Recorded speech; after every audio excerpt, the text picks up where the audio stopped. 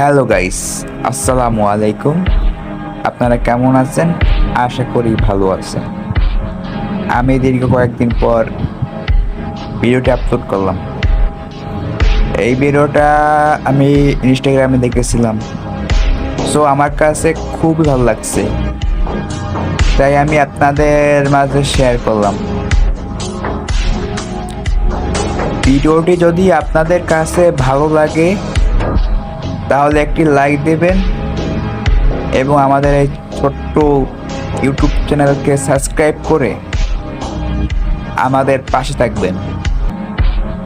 সবাইকে অসংখ্য ধন্যবাদ।